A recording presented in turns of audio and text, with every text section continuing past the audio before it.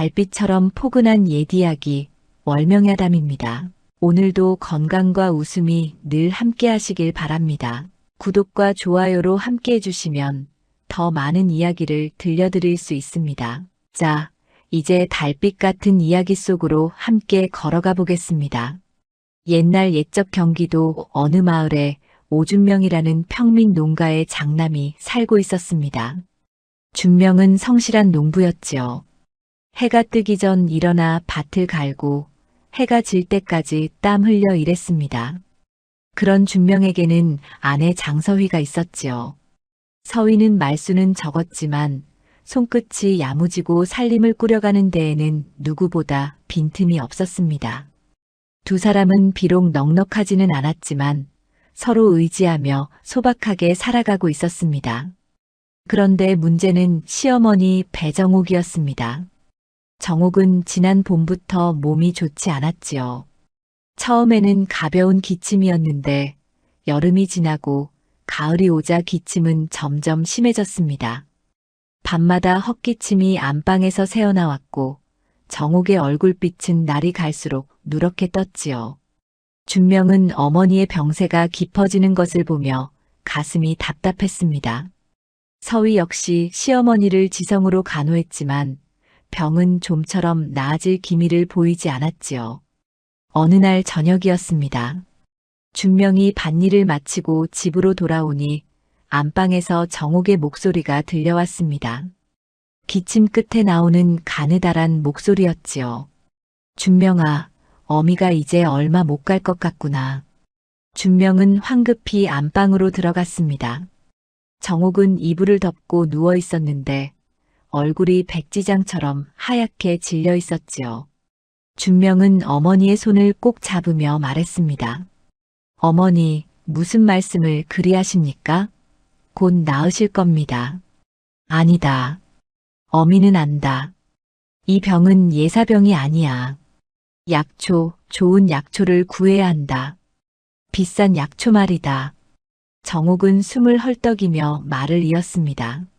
마을 사람들에게 들은 이야기가 있었지요. 저 멀리 한양에서 온 약초꾼이 신령스러운 약초를 가지고 장터에 나타났다는 것이었습니다. 그 약초만 먹으면 어떤 병이든 나을 수 있다는 소문이었지요. 정옥은 그 이야기를 듣고 마음속으로 굳게 믿고 있었습니다. 비싼 약초만이 자신을 살릴 수 있다고 말입니다. 준명아, 내일 장터에 나가거라. 그 약초꾼을 찾아 약을 사오너라. 그것만이 어미를 살릴 길이다. 준명은 고개를 끄덕였습니다. 어머니의 간절한 눈빛을 외면할 수 없었지요. 그때 부엌에서 저녁 준비를 하던 서휘가 안방 문 앞에 조용히 서 있었습니다.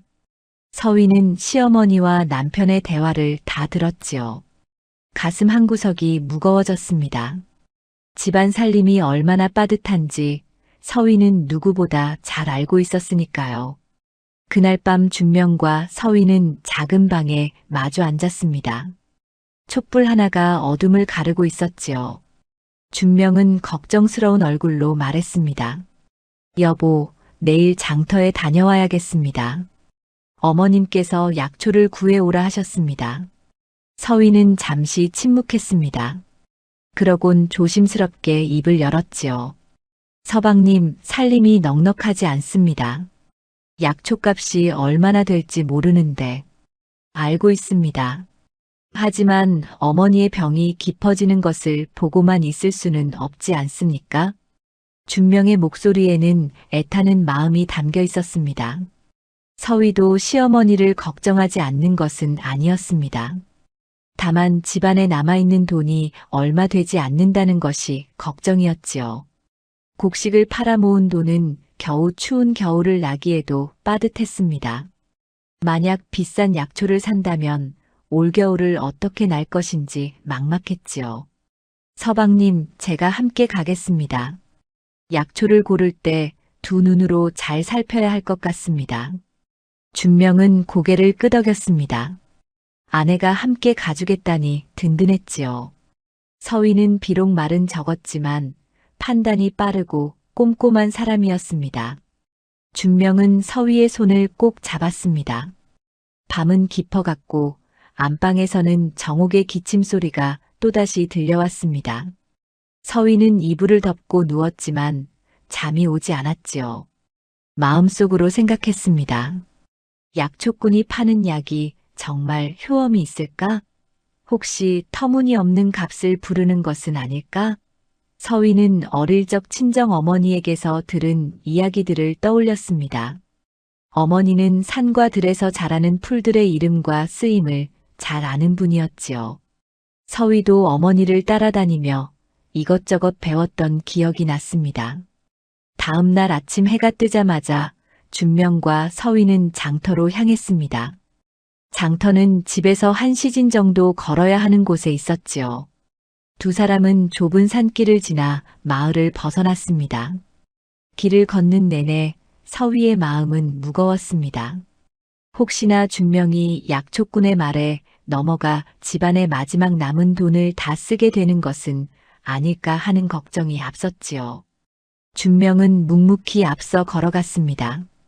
어머니의 병이 낫기만 한다면 무엇이든 하고 싶었습니다. 어머니는 평생 자식들을 위해 고생하신 분이었지요.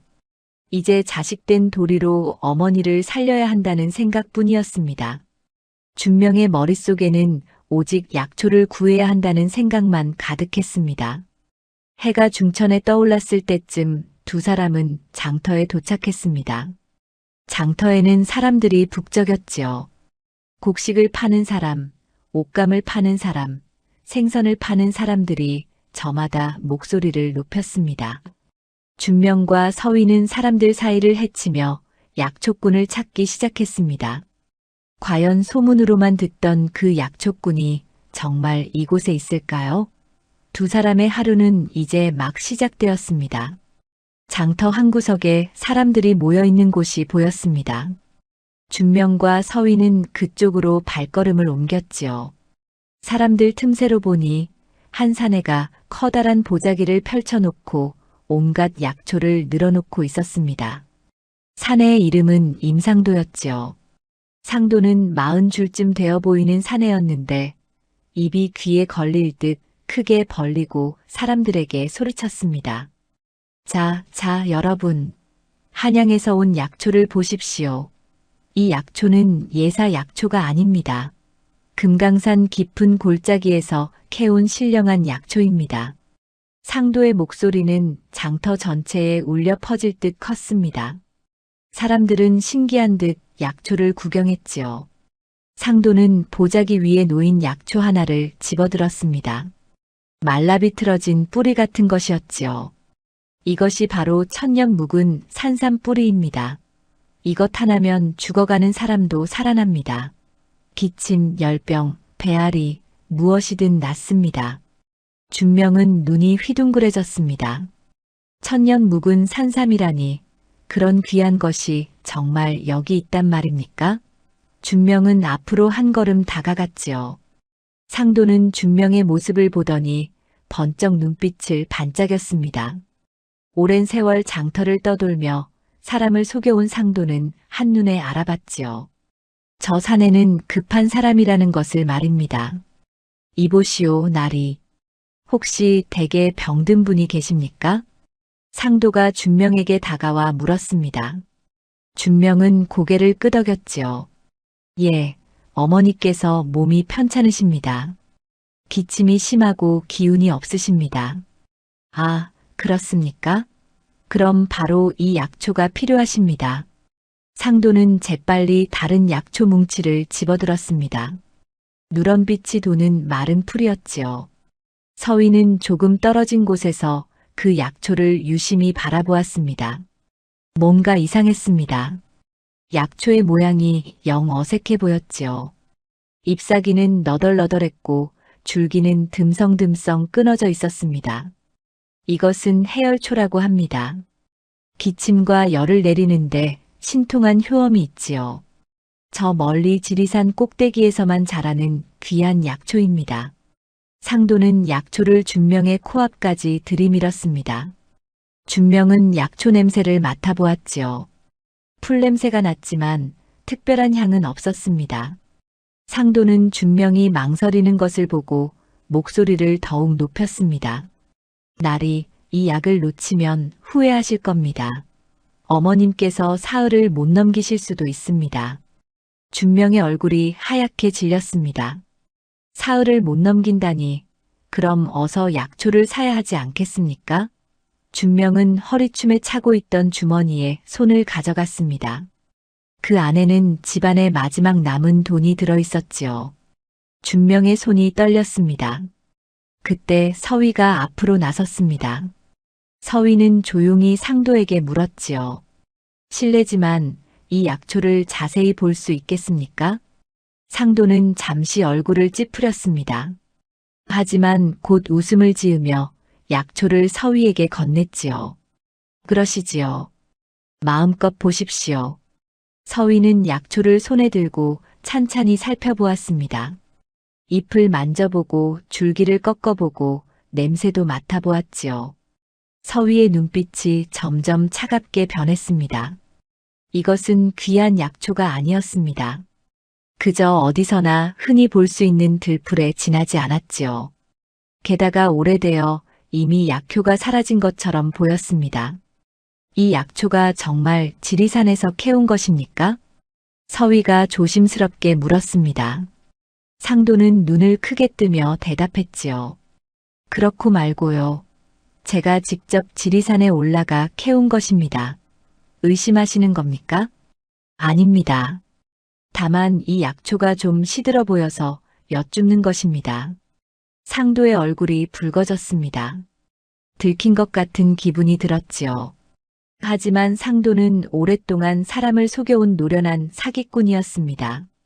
금세 태어난 척하며 말을 이었습니다. 아, 그것은 약초를 말리는 과정에서 그렇게 보이는 것입니다. 오히려 잘 말린 약초일수록 효험이 좋습니다. 준명은 상도의 말을 듣고 고개를 끄덕였습니다.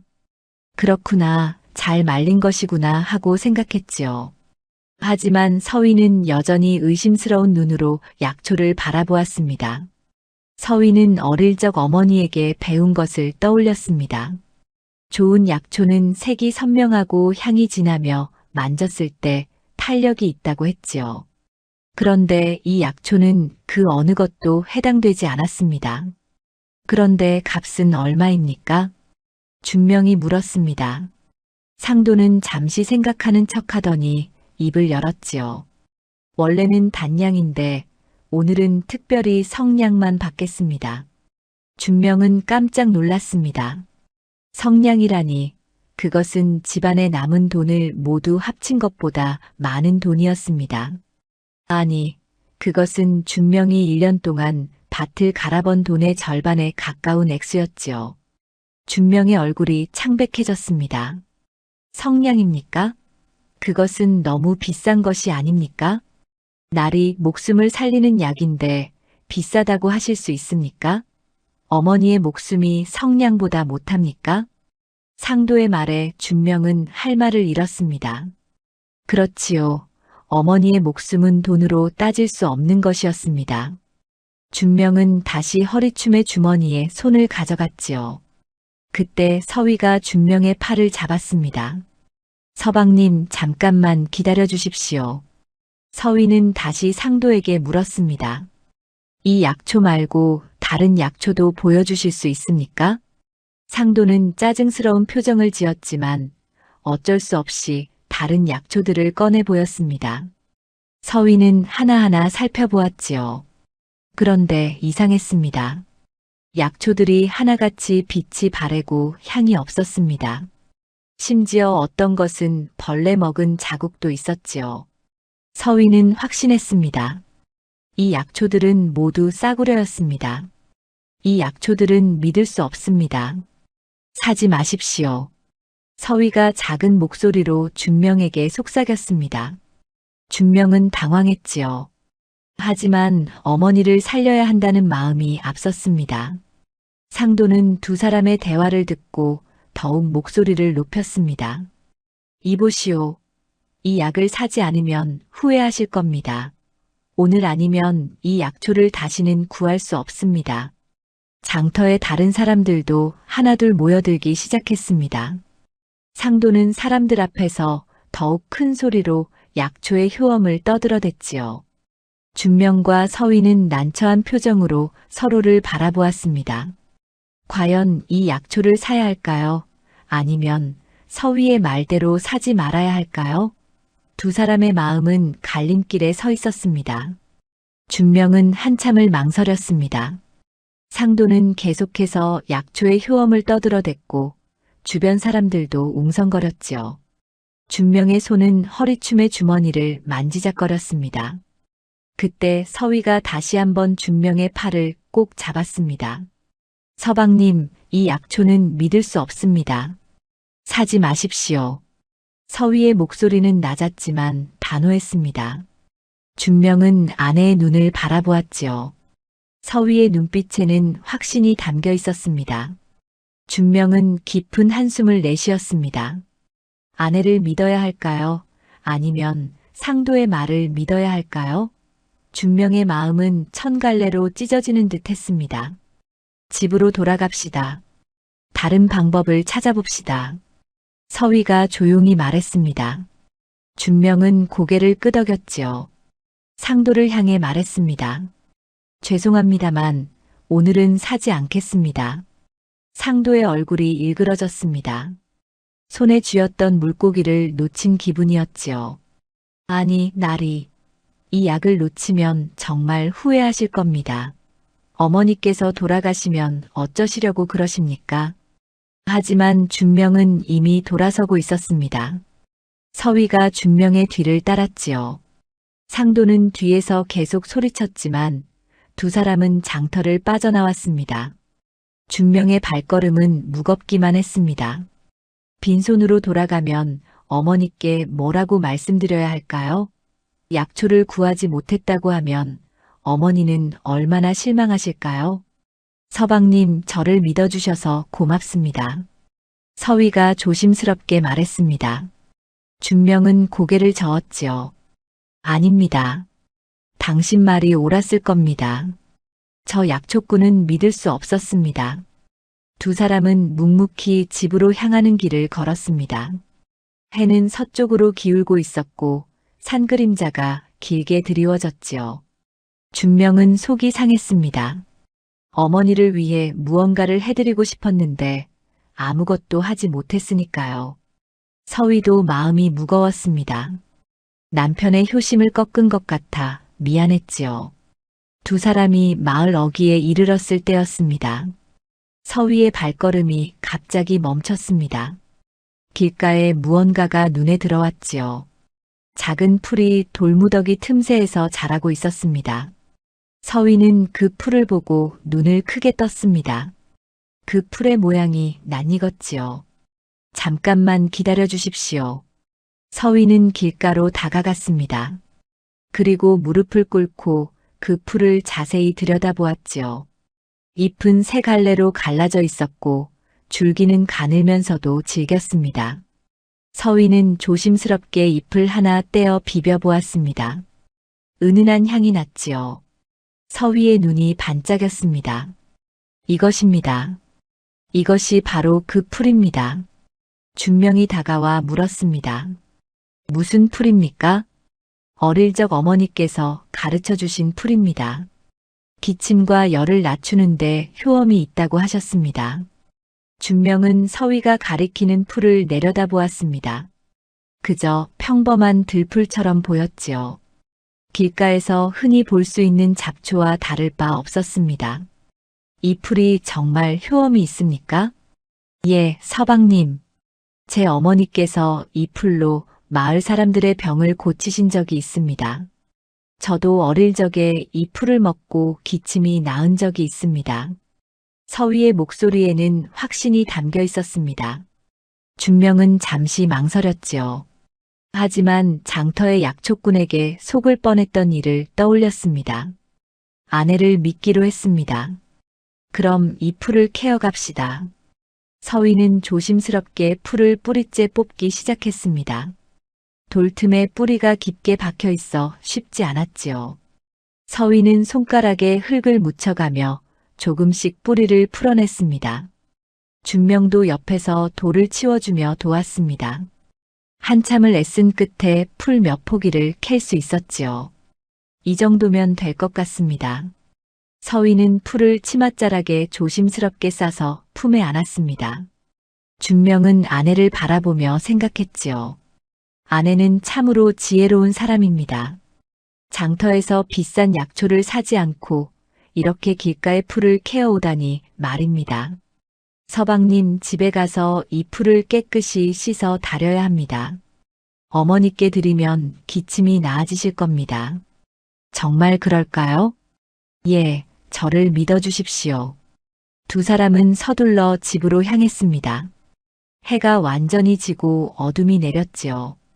별들이 하늘에 하나둘 떠오르기 시작했습니다. 준명의 마음은 여전히 무거웠습니다. 과연 저 풀이 어머니의 병을 낫게 할 수 있을까요? 만약 효험이 없다면 어쩌죠? 하지만 지금으로서는 아내를 믿는 수밖에 없었습니다. 집에 도착하니 안방에 불이 켜져 있었습니다. 정옥이 기침을 하는 소리가 들렸지요. 준명은 가슴이 철렁했습니다. 서위는 부엌으로 향했습니다. 먼저 우물에서 물을 길어다가 풀을 깨끗이 씻었지요. 흙과 먼지를 씻어내니 푸른빛이 도는 잎이 드러났습니다. 서위는 풀을 작게 잘라 솥에 넣고 물을 부었습니다. 부엌의 아궁이에 불을 지폈습니다. 연기가 피어오르고 물이 끓기 시작했지요. 서위는 풀이 푹 우러나도록 오랫동안 다렸습니다. 방 안에 은은한 풀 냄새가 퍼졌습니다. 준명은 안방으로 들어가 어머니를 배웠지요. 어머니, 다녀왔습니다. 정옥은 기침을 하다 멈추고 아들을 바라보았습니다. 눈빛에 기대가 서려 있었지요. 약초는 구했느냐? 준명은 잠시 머뭇거렸습니다. 그리고 조심스럽게 말했지요. 장터의 약초는 믿을 수 없어서 사지 않았습니다.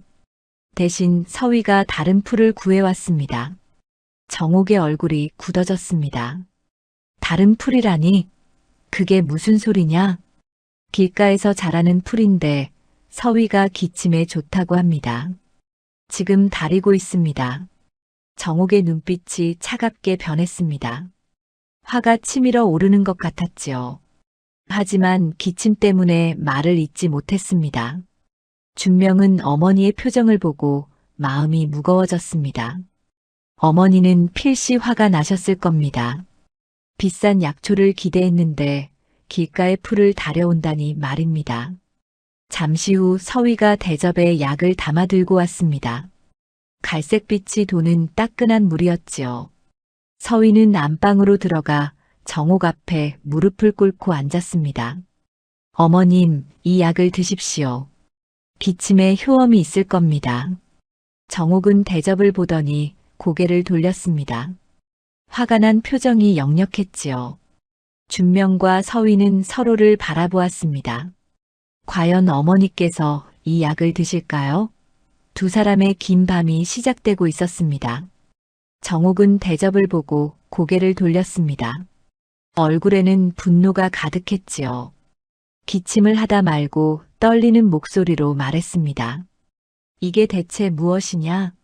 길가의 잡초를 다려왔다고? 서위는 고개를 숙인 채 대답했습니다. 어머님, 이 풀은 기침에 효험이 있습니다. 제 어머니께서 가르쳐 주신 것입니다. 내 어머니가 가르쳐 주었다고? 그래서 내 목숨을 그런 잡풀에 맡기겠다는 것이냐? 정옥의 목소리가 높아졌습니다. 화가 치밀어 오르는 것을 참을 수 없었지요.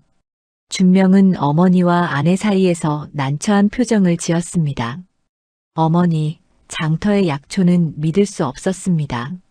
사기꾼 같았습니다. 사기꾼이라니. 한양에서 온 약초꾼인데 사기꾼일 리 없다. 내가 돈이 아까워서 사지 않은 것 아니냐? 준명은 할 말을 잃었습니다. 어머니의 오해가 깊어지는 것 같았지요. 서위는 다시 한번 말했습니다. 어머니, 제발 한 번만 제 말대로 해보십시오. 이 약을 드시면 기침이 나아지실 겁니다. 내가 왜 내 말을 들어야 하느냐? 내가 의원이냐? 약을 아느냐? 정옥의 목소리는 점점 더 날카로워졌습니다. 그러다 또 기침이 터져 나왔지요. 몸을 웅크리고 한참을 기침했습니다. 준명은 어머니의 등을 두드려드렸습니다. 기침이 멈추자 정옥은 숨을 헐떡이며 말했습니다. 준명아, 며느리를 당장 내보내라. 시어미를 잡초로 죽이려는 며느리를 어찌 두겠느냐. 준명은 깜짝 놀랐습니다. 어머니의 화가 이토록 클 줄 몰랐지요. 준명은 황급히 말했습니다.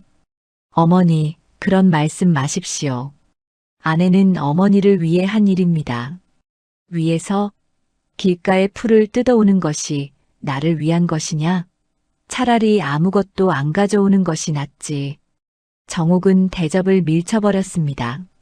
대접이 방바닥에 기울어지며 약물이 쏟아졌지요. 서위는 재빨리 대접을 바로 잡았지만 이미 절반이 흘러버린 뒤였습니다. 서위의 눈가에 눈물이 맺혔습니다. 하지만 참았지요. 어머님, 약을 다시 다려오겠습니다. 제발 한 번만 믿어주십시오. 필요 없다. 당장 치워라. 정옥은 이불을 뒤집어 쓰고 누워버렸습니다. 더 이상 말을 하지 않았지요. 서위는 대접을 들고 조용히 방을 나왔습니다. 준명은 어머니를 바라보다가 서위를 따라 나왔습니다. 부엌으로 돌아온 서위는 대접을 내려놓고 한숨을 쉬었습니다. 준명이 다가와 아내의 어깨에 손을 얹었지요. 미안합니다. 어머니께서 화가 많이 나셨습니다. 괜찮습니다, 서방님. 어머님께서 화내실 만도 합니다. 비싼 약초를 기대하셨는데 저는 풀을 가져왔으니까요. 서위의 목소리는 차분했습니다. 하지만 마음속은 무거웠지요. 과연 제 판단이 옳았을까요? 혹시 정말 장터에 약초를 샀어야 했던 것은 아닐까요? 서위는 솥에 남아있는 약을 바라보았습니다. 서방님, 그래도 저는 이 풀이 효험이 있다고 믿습니다. 어머니께서 마음을 돌리실 때까지 기다려보겠습니다. 준명은 고개를 끄덕였습니다. 아내를 믿기로 했지요. 준명도 장터에서 상도의 약초를 보았을 때 뭔가 이상하다고 느꼈으니까요. 아내의 판단이 옳을 거라고 생각했습니다. 당신이 옳습니다. 저도 당신을 믿습니다. 두 사람은 작은 방으로 들어갔습니다. 밤은 깊어갔고 안방에서는 정옥의 기침 소리가 계속 들려왔지요. 서위는 잠을 이룰 수 없었습니다. 어머니의 기침 소리가 들릴 때마다 가슴이 아팠습니다. 혹시 제 고집 때문에 어머니의 병이 더 깊어지는 것은 아닐까요? 다음 날 아침이 밝았습니다.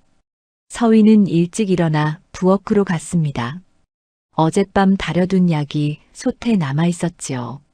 서위는 약을 다시 데웠습니다. 그리고 깨끗한 대접에 담아 안방으로 향했습니다. 안방 문 앞에서 서위는 잠시 망설였습니다. 어머니께서 또 화를 내시면 어쩌죠? 하지만 용기를 내어 문을 두드렸습니다. 어머니, 들어가도 되겠습니까? 안에서 대답이 없었습니다. 서위는 조심스럽게 문을 열고 들어갔지요. 정옥은 이불을 덮고 누워 있었습니다. 얼굴은 어제보다 더 창백해 보였습니다. 어머님, 약을 가져왔습니다. 한 모금만이라도 드셔보십시오. 정옥은 고개를 돌렸습니다. 여전히 화가 풀리지 않은 것 같았지요. 하지만 기침이 너무 심해서 말을 할 기운도 없어 보였습니다. 서위는 대접을 어머니의 머리맡에 조용히 놓았습니다. 어머니께서 마음이 내키실 때 드십시오. 여기 두고 가겠습니다. 서위는 일어나 방을 나가려 했습니다. 그때 정옥이 작은 목소리로 말했지요. 서위야. 서위는 멈춰 섰습니다. 돌아보니 정옥이 눈을 뜨고 있었습니다. 예, 어머님. 정말 그 풀이 효험이 있느냐? 예, 어머님. 저의 어머니께서 이 풀로 많은 사람을 치료하셨습니다. 저도 어릴 적에 이 풀로 기침이 나았습니다. 정옥은 한참을 서위를 바라보았습니다. 그러더니 천천히 몸을 일으켰지요. 손을 떨며 대접을 집어들었습니다. 이것을 마시면 정말 낫겠느냐? 예, 어머님. 꼭 나으실 겁니다. 정옥은 대접을 입으로 가져갔습니다. 약물을 조금 마셔보았지요. 쓴맛이 났지만 그리 역하지는 않았습니다. 은은한 풀 향기가 코끝에 맴돌았습니다. 정옥은 조금씩 약을 마셨습니다. 다 마시고 나서 대접을 내려놓았지요. 맛은 좋구나. 어머님, 하루에 3번씩 드시면 됩니다. 제가 아침, 점심, 저녁으로 다려드리겠습니다. 정옥은 고개를 끄덕였습니다. 여전히 화가 완전히 풀린 것은 아니었지만 며느리의 정성은 알 것 같았지요. 서위는 대접을 받아들고 방을 나왔습니다. 가슴 한편이 조금 가벼워진 것 같았습니다. 그날부터 서위는 하루에 3번씩 약을 다려 정옥에게 드렸습니다. 정옥은 마지못해 약을 마셨지요. 처음에는 여전히 의심스러운 눈빛이었지만 약을 마신 뒤 기침이 조금씩 줄어드는 것을 느꼈습니다. 이틀째 되는 날 정옥은 밤에 기침을 덜 했습니다. 사흘째 되는 날에는 얼굴빛이 조금 돌아왔지요. 준명은 어머니의 변화를 보며 놀라워했습니다. 정말로 길가에 풀이 효험이 있었던 것입니다. 아내의 지혜가 어머니를 살린 것이지요. 준명은 서위를 보며 고마운 마음이 들었습니다. 하지만 아직 정옥의 화는 완전히 풀리지 않았습니다. 며느리에게 고맙다는 말 한마디 하지 않았지요. 서위는 묵묵히 정성을 다했습니다. 어머니께서 마음을 여실 때까지 기다리기로 했습니다. 약을 다리고 밥을 짓고 집안을 돌보며 하루하루를 보냈습니다. 그리고 길가에 나가 그 풀을 더 캐어두었지요. 혹시 모를 일에 대비해서였습니다. 나흘째 되는 날 저녁이었습니다. 준명이 밭에서 돌아왔을 때 안방에서 정옥의 목소리가 들렸습니다. 기침 소리가 아니었습니다. 조용히 이야기하는 소리였지요. 준명은 귀를 기울였습니다. 서위야, 이리 오너라. 서위가 안방으로 들어가는 소리가 들렸습니다. 준명은 조용히 방 밖에서 귀를 기울였지요. 어머니와 며느리 사이에 무슨 일이 벌어지고 있는 걸까요? 준명은 가슴이 두근거렸습니다. 며칠이 지나자 정옥의 병세는 눈에 띄게 좋아졌습니다. 기침은 많이 줄었고 얼굴에도 혈색이 돌기 시작했지요. 밤에 편히 잠을 잘 수 있게 되었고 낮에는 방 안에 앉아있을 기운도 생겼습니다. 서위는 여전히 하루 3번 약을 다려드렸고 정옥도 이제는 순순히 약을 마셨습니다. 어느 날 아침이었습니다. 준명이 밭일을 나가려고 할 때 정옥이 아들을 불렀지요. 준명아, 잠깐 이리 오너라. 준명은 안방으로 들어갔습니다. 정옥은 이불을 개고 방 안에 단정히 앉아 있었습니다. 며칠 전만 해도 누워만 있던 모습과는 사뭇 달랐지요. 어머니, 안색이 많이 좋아지셨습니다.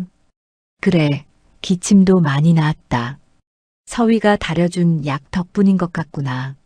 준명은 가슴이 뿌듯했습니다. 어머니께서 드디어 아내의 정성을 알아주시는 것 같았지요. 어머니, 아내가 정성을 다해 약을 다렸습니다. 알고 있다. 그런데 말이다. 내가 생각해보니 이것이 정말 약 덕분인지 확인하고 싶구나. 준명은 고개를 갸우뚱했습니다. 확인하신다는 것이 무슨 말씀이십니까? 의원을 불러보자. 의원이 보고 이 풀이 정말 약효가 있는지 확인해주면 좋겠구나. 준명은 잠시 생각했습니다. 어머니의 말씀도 일리가 있었지요. 혹시 병이 저절로 나은 것일 수도 있었습니다. 의원에게 확인을 받으면 더욱 확실할 것 같았습니다. 알겠습니다, 어머니. 인근 마을의 홍 의원을 모셔오겠습니다. 준명은 곧바로 집을 나섰습니다. 이웃 마을에는 홍무진이라는 의생이 살고 있었지요. 무진은 나이가 50줄에 접어든 의원으로 마을 사람들의 병을 돌보며 살았습니다. 크게 유명하지는 않았지만 성실하고 정직한 사람으로 알려져 있었습니다. 준명은 한 시즌쯤 걸어 무진의 집에 도착했습니다. 작은 초가집이었는데 대문 옆에 의원이라고 쓴 나무판이 걸려 있었지요. 준명은 대문을 두드렸습니다. 계십니까? 홍 의원 어르신. 안에서 나이든 목소리가 들렸습니다. 누구시오? 옆마을 오준명이라고 합니다. 어머니의 병을 보러 와주셨으면 합니다. 문이 열리고 무진이 나왔습니다. 희끗한 수염을 기른 온화한 인상의 노인이었지요. 어서 오십시오. 부인께서 편찮으시다고요? 예, 그렇습니다. 다행히 많이 좋아지셨는데 확인을 좀 해주셨으면 합니다. 무진은 고개를 끄덕이며 약 괴짝을 챙겼습니다. 그리고 준명을 따라 나섰지요. 두 사람은 함께 준명의 집으로 향했습니다. 길을 걷는 동안 준명은 무진에게 어머니의 병에 대해 설명했습니다. 기침이 심했던 것, 장터에서 약초를 사려다 그만둔 것, 그리고 아내가 길가에서 풀을 캐어다 다려드린 일까지 모두 이야기했지요. 그래서 그 풀을 드신 뒤로 병이 많이 나아지셨습니다. 무진은 흥미로운 표정을 지었습니다. 길가의 풀이라고 하셨으니까? 대단한 부인이시군요. 어떤 풀인지 제가 한번 살펴보겠습니다. 집에 도착하자 서위가 마당에서 두 사람을 맞았습니다. 무진은 정중하게 인사를 했지요. 부인, 처음 뵙겠습니다. 홍무진이라고 합니다. 어서 오십시오. 안으로 드시지요. 무진은 안방으로 안내되었습니다. 정옥은 방 안에 앉아 기다리고 있었지요. 무진은 정옥에게 절을 하고 맥을 짚기 시작했습니다. 한참을 맥을 살피더니 고개를 끄덕였습니다. 맥이 많이 안정되었습니다. 얼마 전까지 심한 기침을 하셨다고 하는데 지금은 거의 나은 것 같습니다. 그렇습니까? 그럼 정말 제가 나은 겁니까? 정옥이 반가운 듯 물었습니다. 무진은 웃으며 대답했지요. 예, 부인. 다만 제가 궁금한 것이 있습니다. 어떤 약을 드셨는지 볼 수 있겠습니까? 서위가 부엌으로 가서 솥에 남아있던 약과 말린 풀을 가지고 왔습니다. 무진은 풀을 손에 들고 자세히 살펴보았습니다. 잎의 모양을 보고 줄기를 만져보고 냄새도 맡아보았지요. 그러더니 눈이 커졌습니다. 이것은 천초령입니다. 천초령이라고요? 준명이 되물었습니다. 무진은 고개를 끄덕이며 설명했지요. 예, 천초령이라는 약초입니다. 기침과 열을 내리는데 뛰어난 효험이 있지요. 어린 잎은 이렇게 세 갈래로 갈라져 있는데 사람들이 잘 모르고 그냥 잡초로 여깁니다. 서위는 놀라서 풀을 다시 바라보았습니다. 어릴 적 어머니에게서 배운 그 풀이 천초령이라는 약초였던 것입니다. 그럼 이 풀이 정말 약효가 있는 겁니까? 정옥이 물었습니다. 무진은 확신에 찬 목소리로 대답했지요. 물론입니다. 오히려 장터에서 파는 약초보다 훨씬 좋습니다. 천초령은 신선한 것일수록 효험이 좋은데 이것은 바로 뜯어서 달인 것 같으니 최상의 약입니다. 준명은 아내를 바라보았습니다. 서위는 얼굴이 붉어지며 고개를 숙였지요. 정옥은 잠시 말이 없었습니다. 그러다 서위를 향해 말했습니다. 서위야, 내가 옳았구나. 정말 귀한 약을 알고 있었구나. 아닙니다, 어머님. 저도 그저 어머니께 배운 것뿐입니다. 무진은 풀을 내려놓으며 말했습니다. 부인, 며느리가 참으로 슬기롭습니다. 이 약초를 알아보다니 말입니다. 그나저나 장터에서 약초를 사려 하셨다고요? 예, 한양에서 온 약초꾼이 있다고 들었습니다. 무진의 얼굴이 굳어졌습니다. 혹시 그 약초꾼의 이름이 임상도입니까? 예, 그렇습니다. 아십니까? 알고 말고요. 그자는 사기꾼입니다. 방 안에 긴장감이 흘렀습니다. 무지는 한숨을 쉬며 이야기를 이었지요. 저도 예전에 그자가 파는 약초를 본 적이 있습니다. 모두 싸구려 풀을 비싸게 파는 자입니다. 사람들의 급한 마음을 이용해 돈을 뜯어가지요. 준명은 가슴을 쓸어내렸습니다. 아내의 판단이 옳았던 것입니다.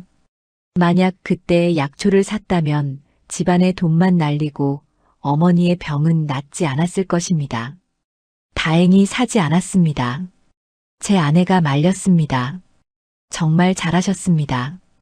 그런 약을 먹었다면 오히려 병이 더 깊어졌을 겁니다. 무지는 서위를 향해 고개를 숙였습니다. 부인, 어르신의 목숨을 구하셨습니다. 참으로 지혜롭고 효심이 깊으십니다. 서위는 황급히 손을 저었습니다. 아닙니다. 저는 당연한 일을 했을 뿐입니다. 정옥은 며느리를 바라보았습니다. 눈가에 눈물이 맺혀 있었지요. 며칠 전 화를 냈던 것이 부끄러워졌습니다. 며느리는 진심으로 자신을 위한 것이었는데 의심하고 화를 낸 것입니다. 무지는 약 봉지 하나를 꺼내 정옥에게 건넸습니다. 부인, 이것은 보약입니다. 기운을 돋우는 데 좋습니다. 천초령과 함께 드시면 더욱 빨리 회복하실 겁니다. 고맙습니다, 의원 어르신. 무지는 일어서며 말했습니다. 더 이상 제가 할 일은 없는 것 같습니다. 며느리분께서 훌륭한 의원이십니다. 준명은 무진을 대문까지 배웅했습니다. 무진은 떠나기 전에 준명에게 조용히 말했지요. 날이 좋은 부인을 두셨습니다. 아끼십시오. 예, 명심하겠습니다. 무진이 떠나고 준명은 집으로 돌아왔습니다. 무진이 떠난 뒤 준명은 곰곰이 생각에 잠겼습니다. 의원의 말이 자꾸 머릿속을 맴돌았지요. 임상도가 사기꾼이라는 것, 싸구려 약초를 비싸게 판다는 것. 준명은 가만히 있을 수 없었습니다. 혹시 다른 사람들도 상도에게 속은 것은 아닐까요? 준명은 서위에게 말했습니다. 내가 장터에 다녀오겠습니다. 사람들에게 물어볼 것이 있습니다. 무엇을 물으시려고요, 서방님? 임상도라는 약초꾼 말입니다. 혹시 다른 이들도 그자에게 약을 산 적이 있는지 알아보려 합니다. 서위는 고개를 끄덕였습니다. 남편의 뜻을 이해했지요. 조심히 다녀오십시오, 서방님. 준명은 곧바로 장터로 향했습니다. 오후 햇살이 따사로웠지요. 장터에 도착하니 여전히 사람들이 북적였습니다. 준명은 먼저 곡식을 파는 상인에게 다가갔습니다. 나이 지긋한 상인이었는데 준명과 안면이 있었지요. 김영감, 안녕하십니까? 오늘은 무엇을 사러 오셨습니까? 오늘은 물어볼 것이 있어서 왔습니다. 혹시 며칠 전에 이곳에서 약초를 팔던 임상도라는 자를 아십니까? 김영감의 얼굴이 굳어졌습니다. 뭔가 불쾌한 기억이 떠오르는 것 같았지요. 아, 그 약장수 말입니까? 압니다. 한양에서 왔다고 떠들어대던 자 아닙니까? 예, 맞습니다. 혹시 그자에게서 약을 사신 적이 있습니까? 김영감은 한숨을 쉬었습니다. 있지요. 작년 가을에 제 손자가 열병을 앓을 때 그자에게서 약초를 샀습니다. 해열에 좋다고 하길래 비싼 값을 주고 샀지요. 그래서 효험이 있었습니까? 효험이요? 하나도 없었습니다. 손자는 열흘이나 앓다가 겨우 나았습니다. 약 덕분이 아니라 저절로 나은 것이지요. 그때 산 약초는 아무 쓸모가 없었습니다. 준명은 고개를 끄덕였습니다. 역시 상도는 사기꾼이었던 것입니다. 준명은 다른 사람들에게도 물어보기 시작했지요. 옷감을 파는 부인, 생선을 파는 사내, 떡을 파는 할머니.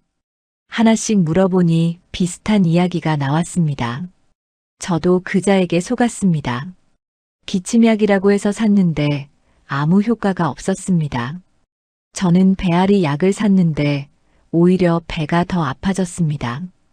그자가 파는 약초는 모두 거짓입니다. 제 동생도 그 약을 먹고 병이 더 깊어졌습니다. 사람들의 불만이 하나둘 터져 나왔습니다. 그동안 참고 있던 이야기들이었지요. 준명은 놀랐습니다. 이렇게 많은 사람이 상도에게 속았다니 말입니다. 준명은 사람들에게 말했습니다. 여러분, 저도 며칠 전에 그자에게서 약초를 살 뻔했습니다. 다행히 제 아내가 말려서 사지 않았습니다. 잘하셨습니다. 그 약은 모두 가짜입니다.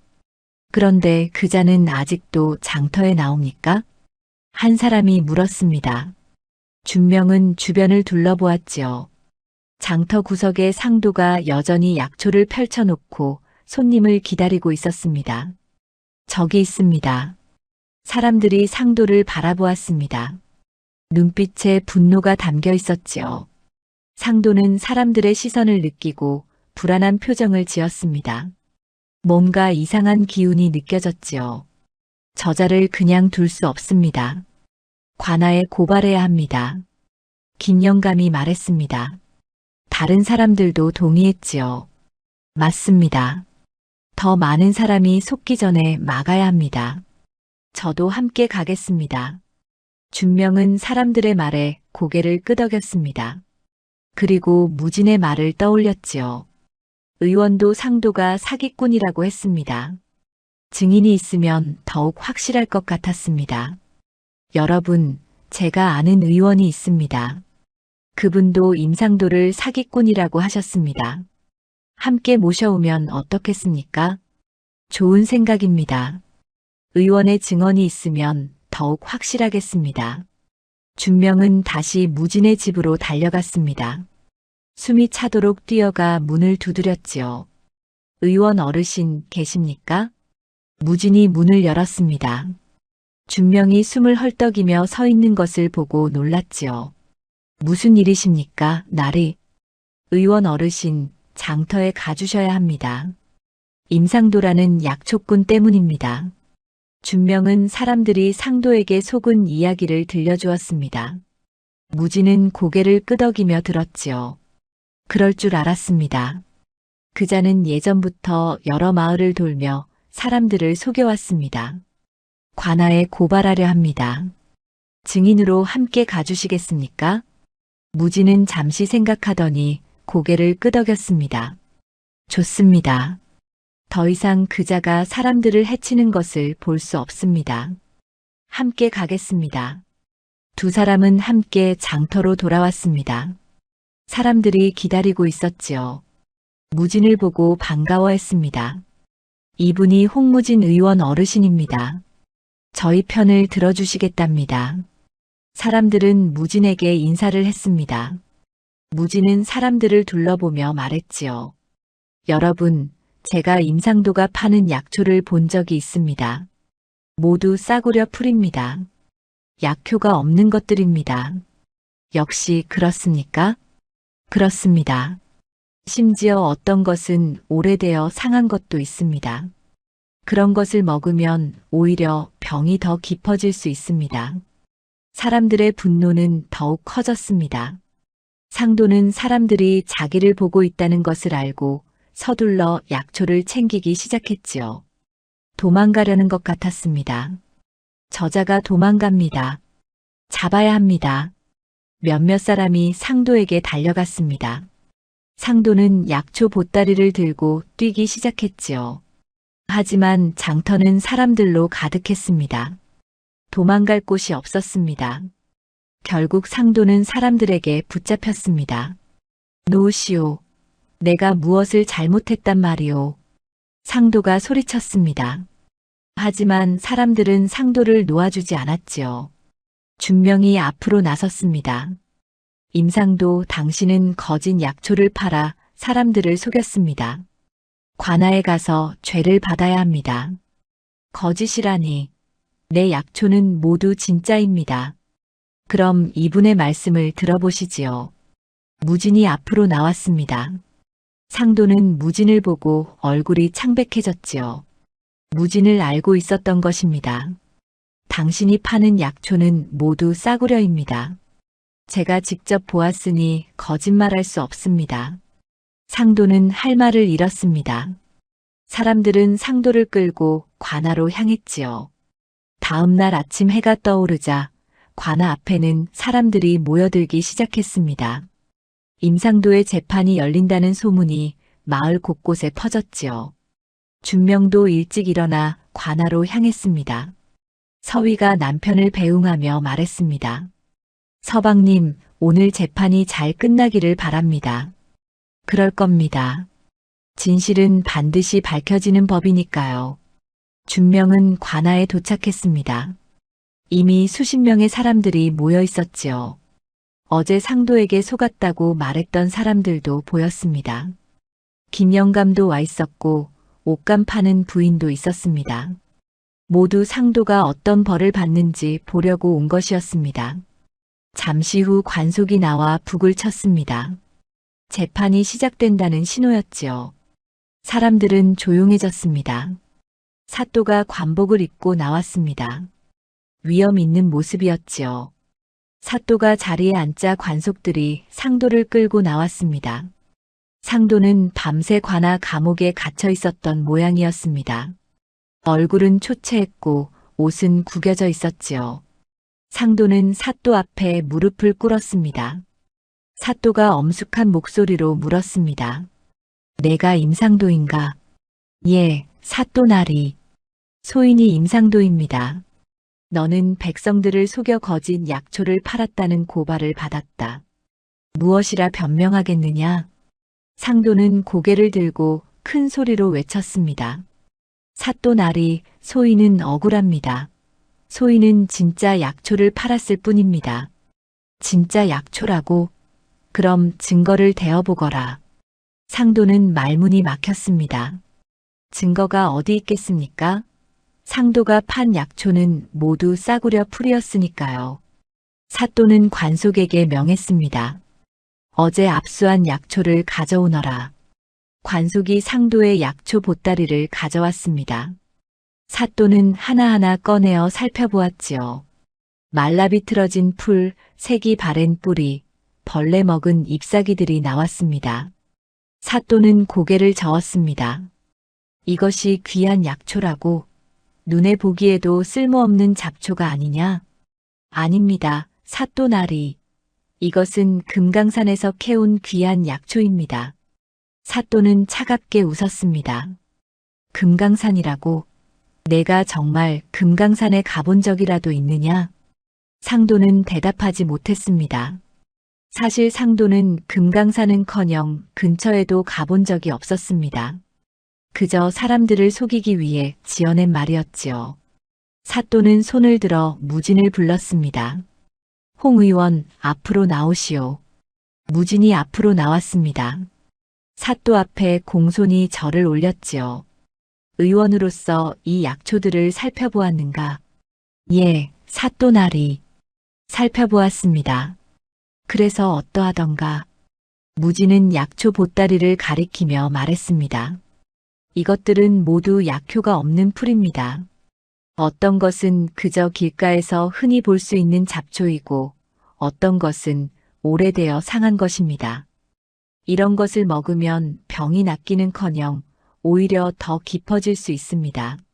사또는 고개를 끄덕였습니다. 그리고 사람들을 향해 물었지요. 이 자에게 약초를 산 사람이 있는가? 나와서 증언하라. 김영감이 앞으로 나왔습니다. 무릎을 꿇고 말했지요. 사또나리 소인이 작년 가을에 저자에게서 약초를 샀습니다. 얼마를 주고 샀는가? 인양을 주었습니다. 사또의 눈빛이 날카로워졌습니다. 인양이면 적지 않은 돈이었지요. 그래서 효험이 있었는가? 아닙니다. 사또나리. 제 손자의 열병은 낫지 않았습니다. 그 약은 아무 쓸모가 없었습니다. 옷감 파는 부인도 나왔습니다. 사또나리, 저도 저자에게서 기침약을 샀습니다. 한 양 반을 주었는데 전혀 효과가 없었습니다. 한 사람씩 나와서 증언했습니다. 모두 상도에게 속아 비싼 돈을 주고 쓸모없는 약초를 샀다고 말했지요. 증언이 이어지자 상도의 얼굴은 점점 창백해졌습니다. 사또는 상도를 노려보았습니다.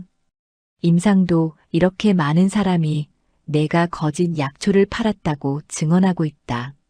아직도 억울하다고 하겠느냐? 상도는 땀을 뻘뻘 흘렸습니다. 더 이상 변명할 방법이 없었지요. 사또 나리, 용서해 주십시오. 소인이 잘못했습니다. 이제 와서 잘못을 인정한들 무슨 소용이냐? 내가 몇 년 동안 얼마나 많은 백성을 속였는지 아느냐? 사또는 관속에게 명했습니다. 장부를 가져오너라. 관속이 장부 하나를 가져왔습니다. 상도가 지난 몇 년 동안 받은 돈을 적어 놓은 것이었지요. 사또는 장부를 펼쳐보았습니다. 숫자가 빼곡히 적혀 있었습니다. 이것을 보거라. 내가 지난 3년 동안 백성들에게서 받아낸 돈이 100냥이 넘는구나. 사람들이 웅성거렸습니다. 100냥이면 엄청난 돈이었지요.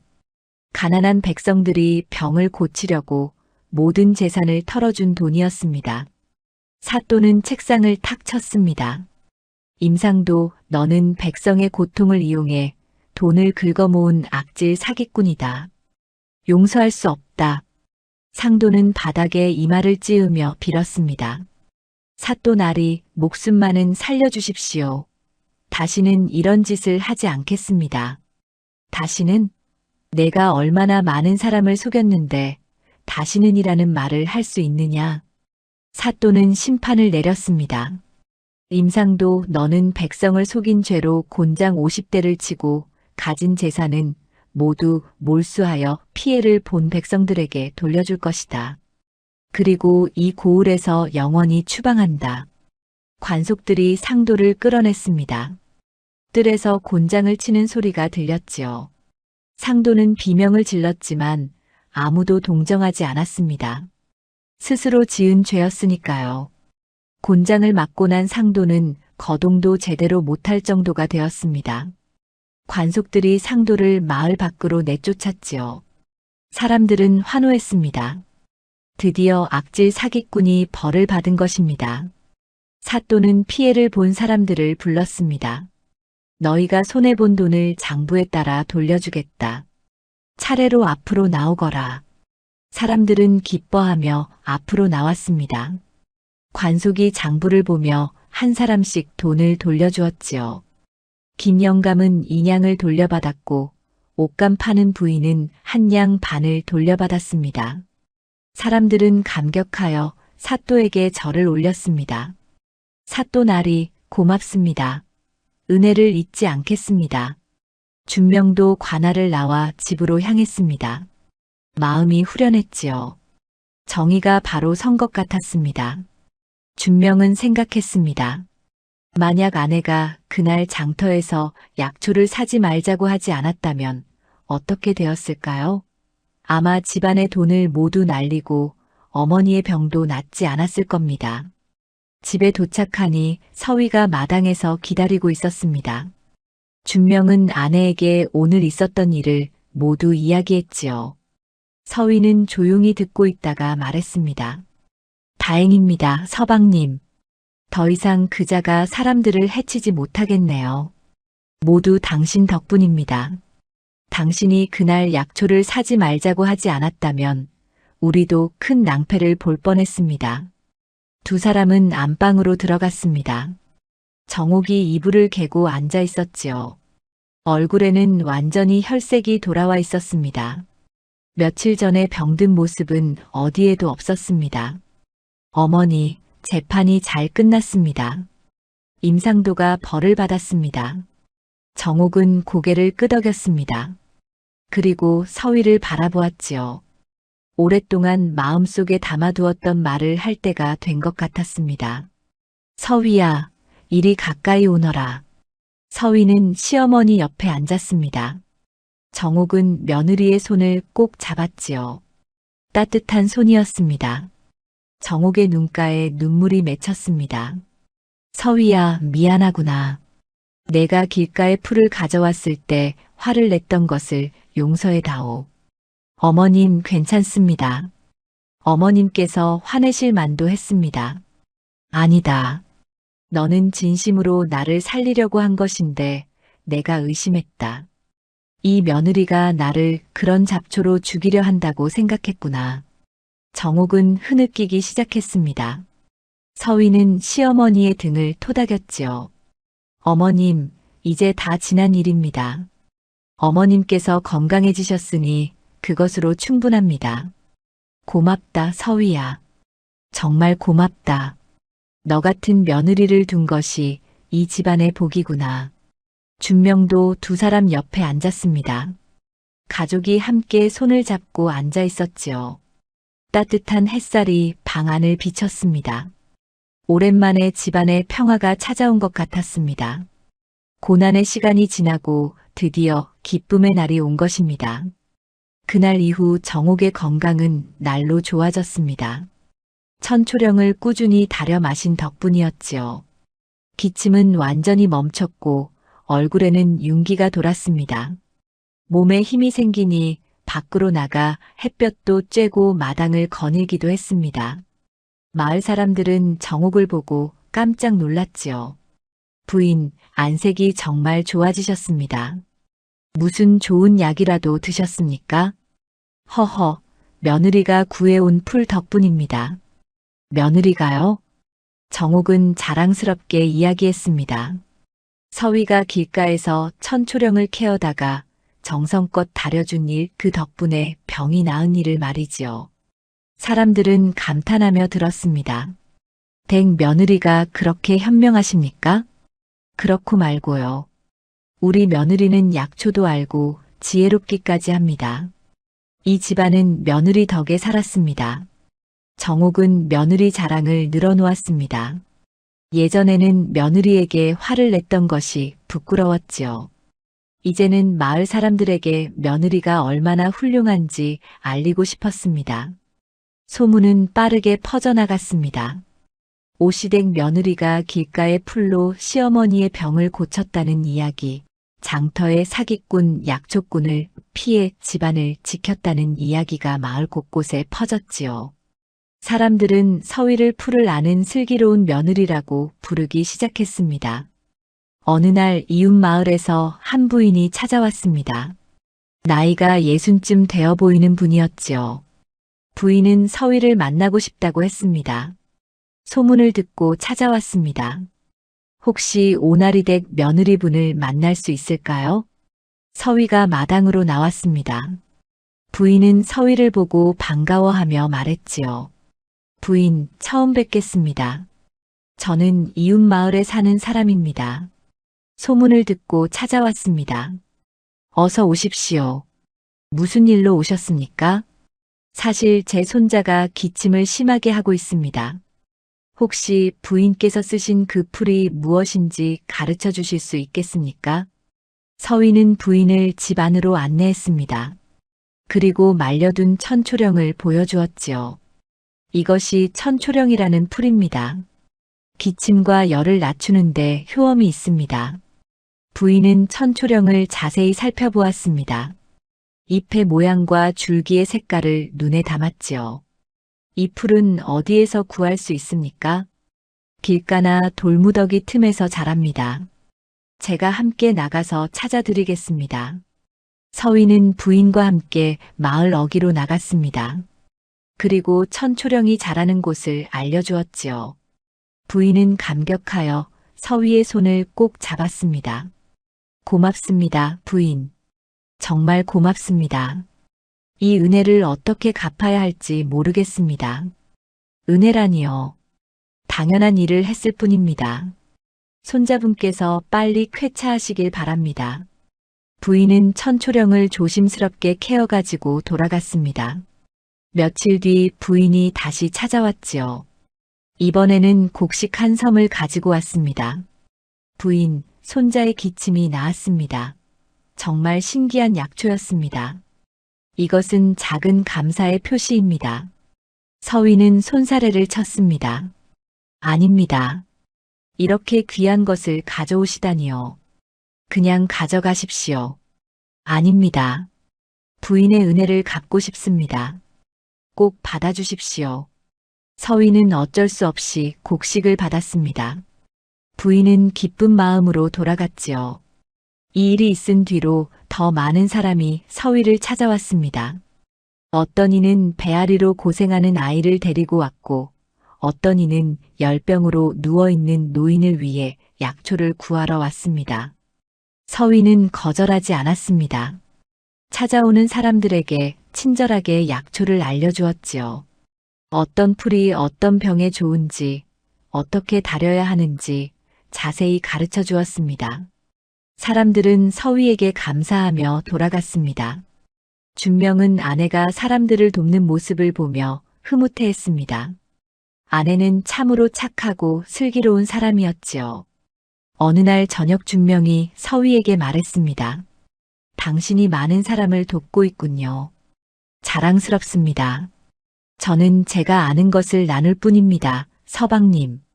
어릴 적 어머니께서 가르쳐 주신 것을 다른 사람들에게 전하는 것이지요. 당신의 어머니께서도 참으로 훌륭한 분이셨습니다. 그런 어머니의 딸이니 당신도 훌륭한 것이겠지요. 서위는 고개를 숙이며 미소를 지었습니다. 돌아가신 어머니가 생각났지요. 어머니는 평생 마을 사람들의 병을 돌보며 사셨습니다. 가난한 집에는 돈을 받지 않고 약초를 주기도 했지요. 서위는 어머니의 뜻을 이어받아 사람들을 돕고 있었습니다. 시간이 흘러 가을이 왔습니다. 추수철이 되자 집집마다 곡식을 거두어 들이느라 바빴지요. 준명네 집도 마찬가지였습니다. 준명은 밭에서 곡식을 거두었고 서위는 집에서 곡식을 말리고 정리했습니다. 정옥도 건강해진 몸으로 며느리를 도왔지요. 어느 날 마을 이장이 준명의 집을 찾아왔습니다. 이장은 마을에서 가장 존경받는 어른이었지요. 오날이 댁에 계십니까? 준명이 마당으로 나왔습니다. 이장 어르신, 어서 오십시오. 무슨 일로 오셨습니까? 마을 사람들이 모두 모여서 이야기를 나눴습니다. 나리댁 며느리분께 감사를 전하고 싶다고 하더군요. 감사라니요? 며느리분께서 많은 사람을 도와주셨지 않습니까? 약초를 알려주고 병을 낫게 해주셨습니다. 마을 사람들이 모두 고마워하고 있습니다. 준명은 기쁜 마음으로 이장을 집 안으로 안내했습니다. 서위도 나와서 이장에게 인사를 드렸지요. 부인 마을을 대표해서 감사를 전합니다. 부인 덕분에 많은 사람이 건강을 되찾았습니다. 아닙니다, 어르신. 제가 한 일은 아무것도 없습니다. 아닙니다. 부인은 마을의 은인입니다. 앞으로도 계속 우리를 도와주시길 바랍니다. 이장은 작은 비단 보자기를 꺼냈습니다. 그 안에는 작은 나무패가 들어있었지요. 나무패에는 슬기로운 며느리라는 글자가 새겨져 있었습니다. 마을 사람들이 정성껏 만든 것입니다. 부인께 드리고 싶습니다. 서위는 눈시울이 붉어졌습니다. 마을 사람들의 마음이 느껴졌지요. 서위는 두 손으로 나무패를 받았습니다. 정말 고맙습니다.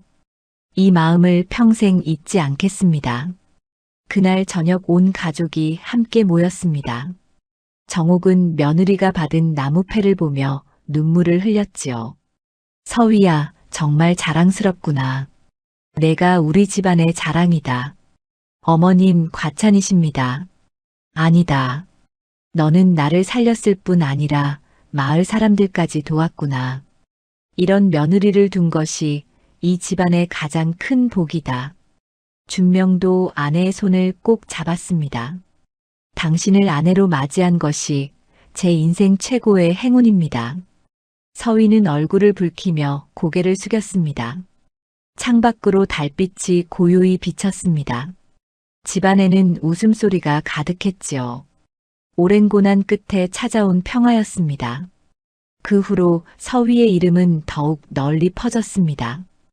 이웃 마을은 물론 멀리 있는 마을에서도 사람들이 찾아왔지요. 서위는 여전히 겸손하게 사람들을 도왔습니다. 약초를 알려주고 다리는 법을 가르쳐 주었습니다. 세월이 흘러 서위에게는 자식이 생겼습니다. 딸과 아들 둘을 낳았지요. 서위는 자식들에게도 약초에 대해 가르쳐 주었습니다. 어떤 풀이 어떤 병에 좋은지, 어떻게 사람을 도와야 하는지 말이지요. 얘들아, 풀을 아는 것도 중요하지만 더 중요한 것은 사람을 돕는 마음이란다. 할머니께서 그렇게 사셨고 어미도 그렇게 살고 있다. 아이들은 어머니의 말을 듣고 고개를 끄덕였습니다. 그리고 어머니를 따라 산과 들을 다니며 약초를 배웠지요. 이 이야기는 마을에서 마을로 전해졌습니다. 슬기로운 며느리가 길가의 풀로 시어머니를 살렸다는 이야기, 사기꾼 약초꾼을 피해 집안을 지켰다는 이야기가 사람들의 입에서 입으로 전해졌지요. 그리고 사람들은 이렇게 말했습니다. 진정한 지혜는 책에서만 나오는 것이 아니다. 때로는 길가의 풀 한 포기가 귀한 약초보다 낫고 며느리의 정성이 비싼 약보다 나은 법이다. 오나리의 집에는 평화가 깃들었습니다. 정옥은 건강하게 오래 살았고 준명과 서위는 화목하게 살았습니다. 마을 사람들은 서위를 존경했고 서위는 여전히 겸손하게 사람들을 도왔지요. 그렇게 슬기로운 며느리의 이야기는 오랫동안 전해지며 사람들에게 귀감이 되었습니다.